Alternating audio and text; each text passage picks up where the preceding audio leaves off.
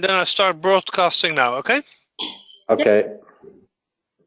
Die Sprachübertragung beginnt jetzt. Alle Teilnehmer befinden sich im Zuhörermodus.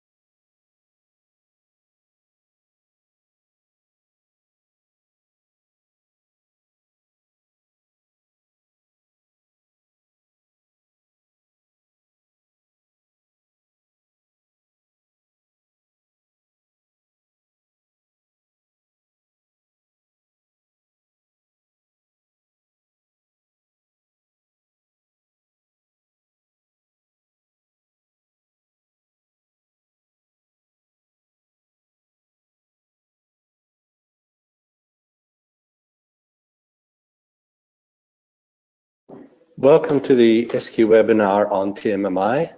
We'll be starting shortly, just giving everybody the opportunity to join.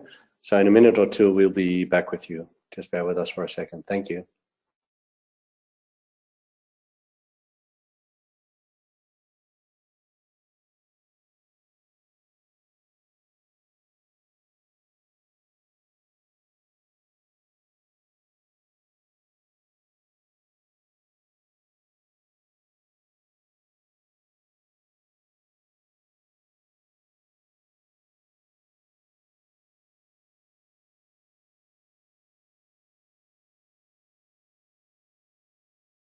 Good day and welcome to the webinar, The Value of TMMi, hosted today by Iski, together with Jan Jaap Cannegieter from Squarist, who I'll introduce in a second.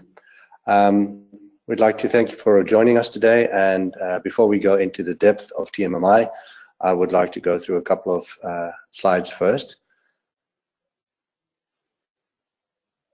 First of all, I'd like to tell you a little bit more about the people you'll be listening to today. Myself, Frank Frambach, I'm Managing Director for ISQI out of the Netherlands. And in a moment, you'll be introduced to Jan Jaap Cannegieter, who is a principal consultant with Squarist and author of TMMi books. And for that matter, a very highly knowledgeable person who can tell you all the ins and outs about TMMi, which obviously we won't be able to cover all today, but he'll take you through the main things that you'd need to know. Before we get started, I'd like to tell you a little bit about ISQI. For those few people of you who don't know us yet, we're a global certification institute, and in that matter, we work very closely with TMMi, and the TMMi organization has appointed ISQI as their global exams institute. Our offices are located in Germany, the Netherlands, UK, and USA. But even outside of our offices, we have a global reach, as you can see by the map under on the screen here. We work with local boards of ISTQB across the world, and apart from ISTQB, we deliver a lot of exams in other competencies, of which TMMi is one. So therefore, we have a very extensive portfolio. Just a couple of numbers, not trying to bore you, but just giving you some insight into ISQI. Yearly, we do about 30,000 certifications with IT professionals that get certified through ISKI. We have a global network of about 250 training providers, and we reach these candidates partially through our training providers, but also partially through the Pearson VUE network.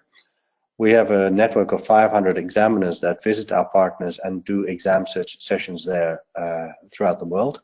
And as already mentioned, Pearson VUE, that's one of our delivery methods, how we deliver the exams to our candidates. We also do it through paper, on paper-based exams, where there are locations that access to internet or digital media is not available. Smart exams for electronic exams, and Flex for flexible web-based exams. We do exams and certifications in over 100 countries around the world, and we work with a lot of organizations such as TMMi, and therefore can offer 50 internationally recognized certifications. So that was a little bit about the numbers and the background of ISQI. And again, this presentation today is not about us, but it's about TMMi. So I'd like to go into that in a second. Before we do so, just a last couple of household rules. All of the participants are on mute, simply to make the session more enjoyable and we don't all talk through each other. We'll only be listening to Jan Jaap. If you have questions, then on the right-hand side of your screen, you see a questions box. There you can enter your questions, and at the end of the session, I'll present the questions to Jan Jaap, and he can then answer them for you. Should you run into any technical problems, then also please feel free to use the Q&A box. We have support standing by, and they will obviously try to help you to get back on your way. In all, we aim to end the presentation in about 30 minutes time. We will record the session and it'll be available for you later on. So if you have interest in viewing it later again, it'll be there. Or if you have colleagues or someone else that you would like to introduce to this, then you can give them the link to the presentation. So now's the moment that I would like to hand over to Jan Jaap. He's going to take you into the depths of TMMi, and also start with introducing himself a little bit and then taking you further. Thank you so far for your attention, and over to you, Jan Jaap. Okay, thank you very much, Frank, for the introduction of IceQI. My name is Jan Jaap Cannegieter. I'm a principal consultant at Squarist, a consultancy firm in the Netherlands. But by now I've worked on 4 continents, so I'm not limited to the Netherlands. I got about 25 years of experience in ICT, half of my time in business analysis and half of my time in testing. I've also been very active in the TMMi community, worked on several of products of TMMi, and also the author of the little TMMi, the Dutch translation of it, the Spanish translation, and also the Chinese translation, which has become available since a short time. And I think it's pretty cool to be an author of a Chinese book. Enough about me, about TMMi. The central theme of this webinar is TMMi, why should you bother? Because let's be honest, testing takes a lot of time, a lot of money, so why invest more in it? And applying a model or a framework or a method always takes extra effort. You always have the risk that you implement things you don't want to implement, or it forces you to work in a certain way. So why should you bother? What is the value of it if you're going to do TMMi? Well, to answer this question, you have actually to answer 2 underlying questions. The first one is the quality of your software important for you or your customer? If the quality of the software is not that important, you should not invest very much in it. So then surely don't invest in test process improvement. The second question is the software or your system technically complex? Suppose that it's very complex. The chances that there will be defects in your software, that there will be bugs, is pretty big. So these 2 questions help you to decide whether you should invest in test process improvement in TMMi or not. Is the quality of your software important? Is your software complex? And if the answer to both questions is yes, then malfunctioning in your system is something you don't want. And here you will have some, something is not working, yeah. Here you have some examples of situations where systems were very important and were complex, and they didn't spend enough time, money, effort on software testing. And the consequences in all these cases, I realize they're all in Dutch, but I guess the idea will be pretty clear. The consequences in these cases were pretty big. For instance, prisoners were being released earlier than they should have because of a software failure. Cars not working. Nuclear reactors,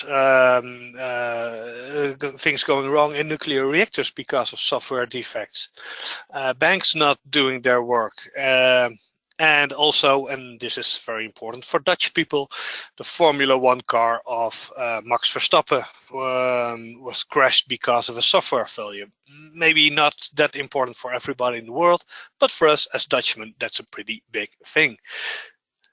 So if your software, if the quality of your software is important and your software is complex, you should maybe consider to invest in improving your test processes. And then you come to the question, are there maybe any frameworks or methods or something else that could help me to improve the testing, and with the testing, the quality of the software? Well, if you do a research, you will probably find something like 58 different test process improvement models. That sounds like very much, and that actually is very much. A professor in the Netherlands at the Wageningen Universiteit did this research, and he came up that there are 58 different models to improve your testing.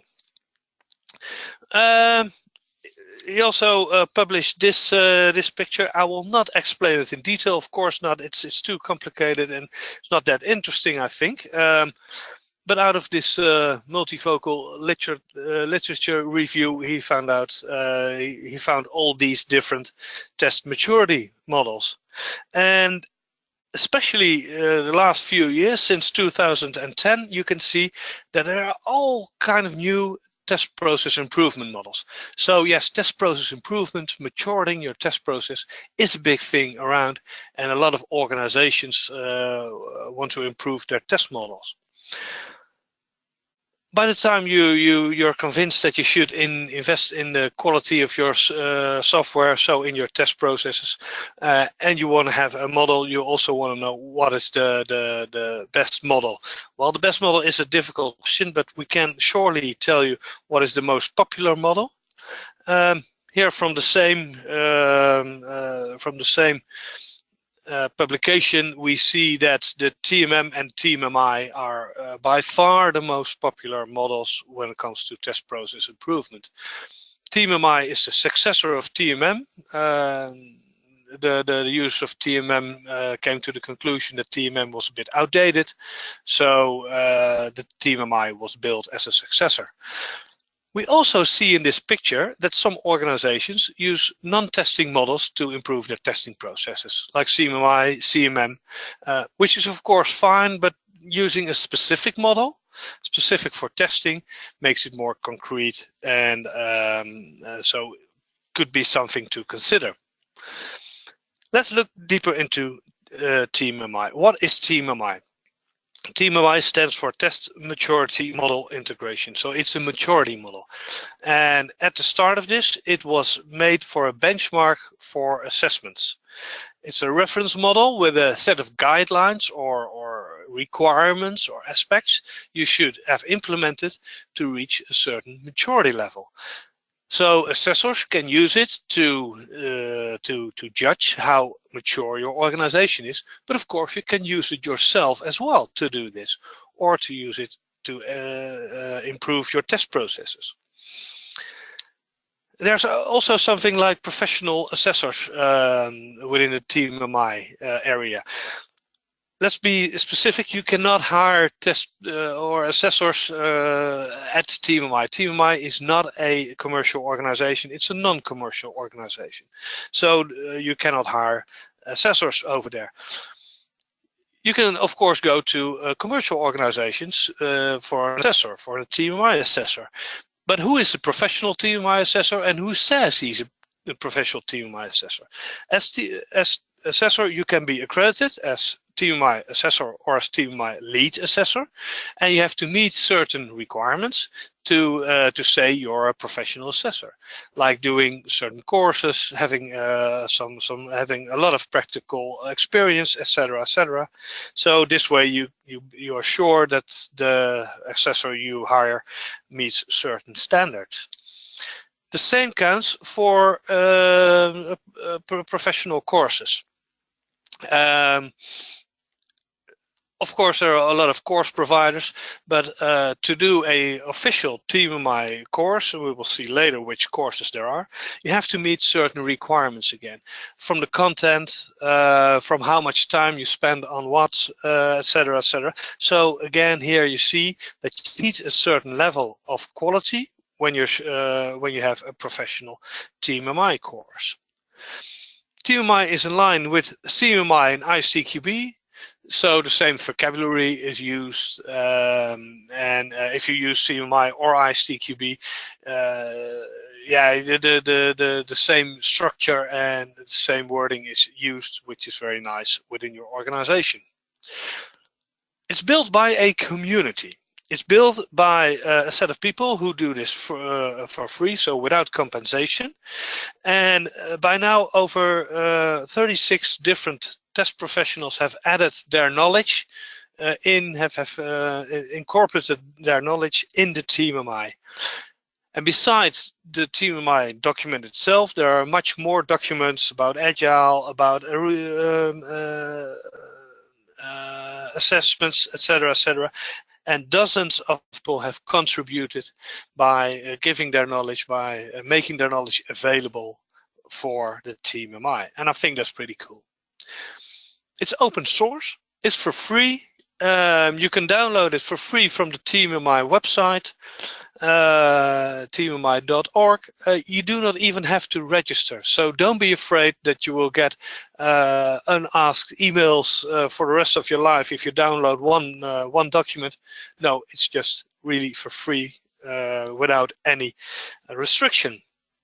And the last thing, and I think that's a pretty important thing, it's a very flexible model. We'll go deeper into this, but it's built for flexibility. This is about the TMMi model. If we look at the model itself, you always see this picture, the 5 levels of TMMi, the 5 levels of test maturity. Level 1 is for free, so if you test software and you don't meet any of the requirements on the other areas, on the other levels, you're still level 1. But mostly on level 1, the test process is pretty chaotic. It's more like bug hunting without any process, and of course you can be pretty successful on level 1. But that depends highly on the professional that's doing the job. On level 2, we really have some basic test processes in place, like doing a product risk assessment, like monitoring how testing is going, like making a test design, test execution. You can do this in a more scripted way, do it more exploratory way. It's free for you to choose in this. Of course, you have a test environment, a test policy. Why do we test? What do we expect from testing? So really the basic stuff from testing is in place. On level 3, we look more on an organizational level to testing. And some people claim that things on level 3 are not applicable for organizations who do agile. And I don't agree with it. I agree with those people that you implement most of these things in a different way, but it's still applicable. And let me give the example of test organization. In an agile organization, you do not have a separate test organization, not a test department or something like that. But I've worked a lot in agile organizations, and the introduction of a test guild can add a lot of value in agile organization. In a test guild, testers from different agile teams come together, let's say every month or every 2 weeks or whatever, however they want, and they change knowledge. They show each other how they test. They discuss which tool is best to use. And a test guild is also an example of a test organization, and you can easily implement test organization by means of a test guild. And things like test training program, non-functional testing, peer reviews, but also test life cycle and integration is something very important in an agile organization. On level 4 and level 5, we see measurement and optimization, and that's really to make the testing as effective and efficient as possible. I promised you we would talk about flexibility, and the TMMi framework is built for flexibility. We already saw the process areas in the previous sheet, and every process area has a set of goals. Things you have to implement, you have to do to meet the requirements, to meet what's asked for this process area. And let me give an example, because it's pretty complex to explain without an example. Let's look at non-functional testing. Suppose you come to the conclusion that non-functional testing is something you want to do in your project. What are the specific goals? It's these 5. First, perform a non-functional product risk assessment. Well, I think that's pretty logical. Decide which non-functionals are important for your project. Then establish an approach. Okay, let's say that we have to do performance testing. How are we going to do it? Are we going to use tools? Which tools? Who is going to do it? So we have to define a test approach. Then we have to do some analysis and design. Which test cases are we going to use? How are we going to do this performance testing? Are we going to do it from one machine or different machines, etc., etc.? We have to do the actual implementation, and of course, we have to execute it. These are the goals of non-functional testing. Well, that's nothing extraordinary or prescriptive. It's just logical work when it comes to non-functional testing. And here comes the trick, because the rest of the TMMi, the practices and elaborations, are not required. They're expected, and most of the stuff is elaboration is informative. So you do not have to implement the practices. Of course, there could be good stuff in it for your situation. It's all knowledge from all kind of people from all over the world. So I think you should take it into consideration. But if it doesn't fit your context, do not implement the practices. Come up with another practice. You have to meet the goals, not the practices or the elaborations. So consider the practices, consider if they add value in your context, and implement them or not. In an agile situation, I can point you some practices I would surely not implement. And in the last few years, a lot of new practices were offered. So we wrote a new document, TMMi, in an agile context, and just a new version of it has been published a few days ago. And there you can see which practices you could consider in an agile organization. Again, not prescriptive, but just suggestions which can help you to improve your testing. So at the end of the day, TMMi is very well usable in a context-driven approach. Depending on the context, you implement different practices or not. So here we have the non-functional testing again. This is the only parts. These are the only parts that are required to implement to implement non-functional testing. And even these specific goals can be not applicable. You have to explain that if you do an assessment. But the rest of it, which is, in my opinion, pretty interesting, is 11 pages of elaboration, suggestions, ideas, things you could implement. Not required stuff, but maybe there is some value in it in your situation. Suppose you want to dive deeper into TMMi. How could you do it? Well, I think you could easily start on www.tmmi.org, and you will find some downloads over there. Here you see a part of the website, and under documents you will find some TMMi documents, and there you will find the TMMi itself. One big document, very structured document, very well structured document, and you'll find all the goals, the practices, elaborations here. But you can find much more over there.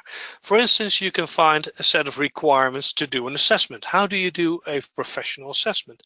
You will also find TMMi in the Agile world. I already mentioned it. TMMi from Agile, of course, changed the way we do testing. We do system development and testing. So we saw a lot of new practices coming up, and you can find it in this document. And pretty soon, there will be TMMi in the DevOps world. I'm also in the working group for TMMi in the DevOps world. We're in the reviewing stage, and it will be published pretty soon. But there's more than only the free options, the options you will find on the website. You can also do a course. The basic course for TMMi is the TMMi professional course. 2 days course in which the basics of TMMi will be taught, and after that you can do the ISQI certification for TMMi professional. If you want to do more, maybe you want to do more on becoming an assessor, you can do the accredited assessor course. You have to do the accredited assessor course to be a recognized assessor. So this is a possibility. You can also do the TMMi test process improver course, which will be available pretty soon. So suppose you don't want to be an assessor, but you want to improve testing within your organization, this course could be very well for you. Could be a very good option for you. We also have stuff for consultancy organizations. Suppose you want to deliver trainings or you want to do assessments for your clients. You can become a recognized training provider. There's a set of requirements you have to meet for this. You could also be an accredited supplier when it comes to assessments. And then you can show that you're a professional consultancy organization when it comes to TMMi. On top of this, there are also local chapters. So let's for instance say Brazil, China, Finland, India, UK, South Korea, and also pretty soon in the Netherlands there will be local chapters on TMMi. The name of this webinar was the value of TMMi. Where can we find value when it comes to TMMi? Well, I think most of the value is at the end of the day in improving your test process, and with that improving the quality of your software and being able to test it well no matter how complex it is. So make clear what your current level of maturity is, make clear what you can do to improve it, implement that, and then the value for your organization is becoming clear. The second category of value is that you can independently show how mature your testing is. Some consultancy or contracting firms say, oh, we're pretty good in Java or pretty good in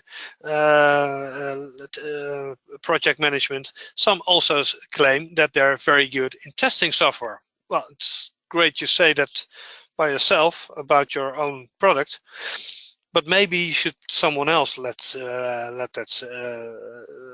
should make it clear independently by someone else.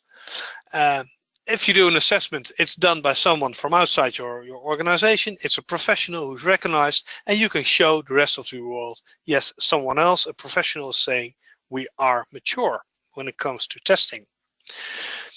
The third category is often overlooked, and that is that TMMi could be for the individual tester in the field a secret or non-secret knowledge base for testing. And to explain this, I want to take you back to early 2000. I was working in an organization back then. We did some improvements there, both on testing and not on testing. And we came to the conclusion that we should improve configuration management. And of course, I had worked with configuration management tools, but how to design and implement a good configuration management process, I had no idea. But they asked me this question because I was pretty successful in the other implementations, the other improvements. So what I actually did was take my CMM book back then, and I opened the CMM book and I saw that there was a process area about configuration management. Well, actually, I already knew that, of course, and I started to read that part. And there were some pretty good stuff in that chapter of CMM. So what I actually did was propose to the organization to follow this process. I was pretty clear about it. I was pretty honest about that it came from TMMi, and they said, yeah, that's a good idea to implement a process in line with the CMM.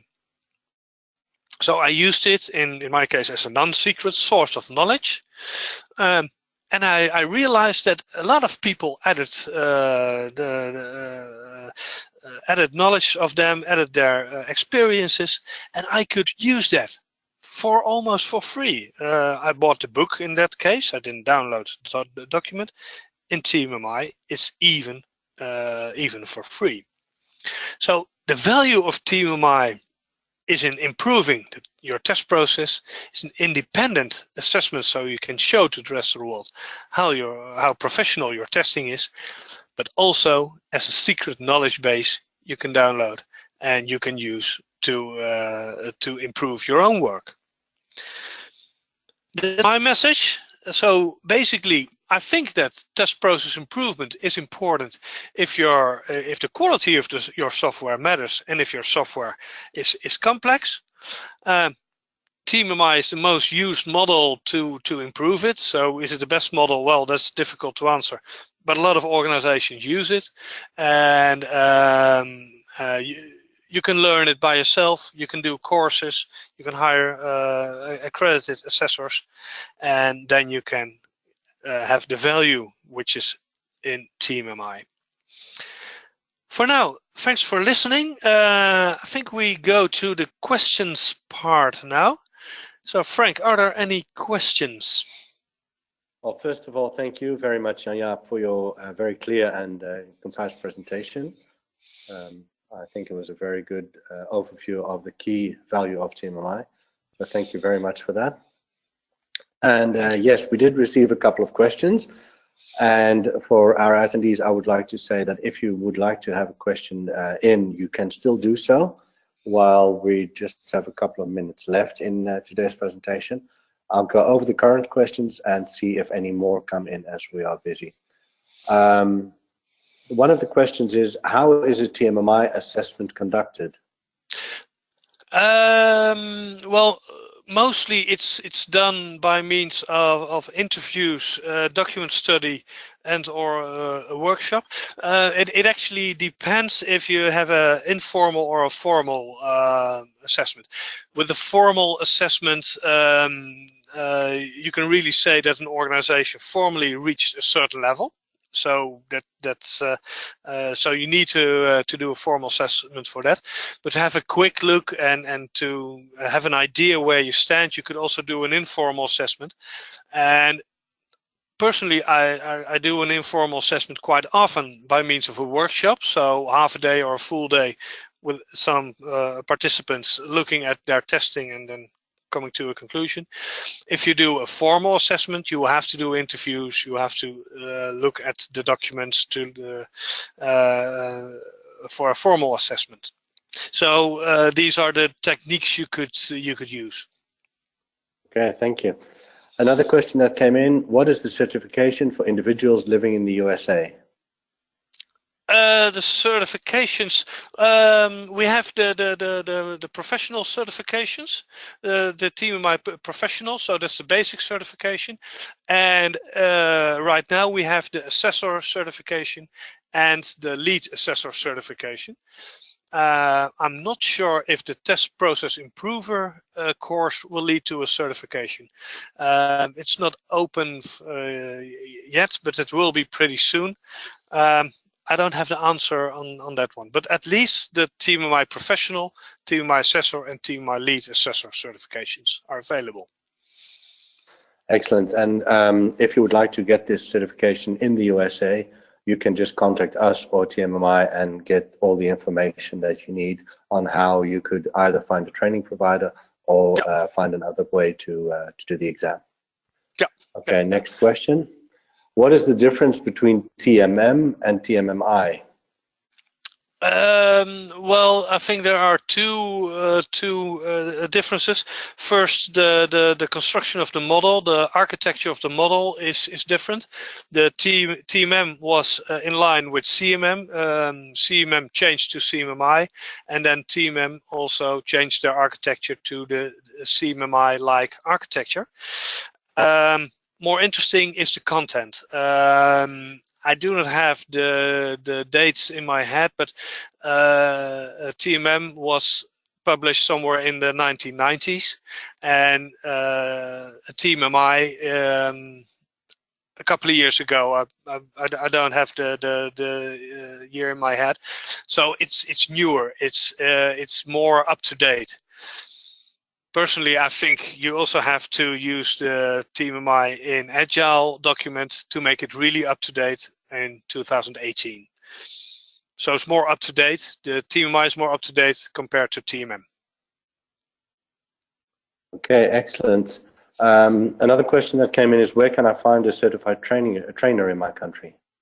Let me see if everything is correct. You can see me browsing now. You can find on the TMMi website, tmmi.org, and This is the TMMi website. And here under TMMi Professional, you will find training providers. I think you said USA. You have to browse this. And here you can find different organizations, Bonaire, China, France, etc., etc. So on the TMMi website, under TMMi Professional. Perfect, very clear. Last question, also thinking of the time. Why is there no test automation process area? Yeah, yeah. I got this question quite often. We had this morning as well. There's no test automation process area because the test tools in one process area are different than the tools in other process areas. The TMMi, it goes pretty deep. I don't go into detail how the structure is, but you have to ask the question yourself, which tools, if you're going to use tools, and if yes, which tools you're going to use for every process area. So actually, test automation is in every process area. So let's say in test design and execution, if you implement that, you have to answer the question for yourself, am I going to use tools? But these tools will be different compared to the tools you will use for non-functional testing or for peer reviews. So in every process area, there's a little part test automation. So test automation is actually everywhere in the model, but if you look at the overall picture, you can't find it immediately. That's why a lot of people ask this question, I guess. Wonderful, thank you very much. Also very clear again. So I think with that we conclude the question and answer session. Should you still have any questions or things that you would like to know, then feel free to contact us. Our contact details are on the screen right now. If it has gone too fast and you couldn't take them down, simply go to esky.org and contact us, and we'll be happy to share all the contact details that you need and direct the answer or the questions so that you get the answer you would like to have. Looking at the time once again, thank you very much for attending. All attendees, very much appreciate your time. And we hope to see you again soon. Our next webinar will be on CABA, Certified Agile Business Analysis. And we hope to meet you there or maybe on one of our next webinars. Once again, thanks again to Jan Jaap for presenting today and for all of you attending. Thank you. Bye-bye. Yeah, thank you very much.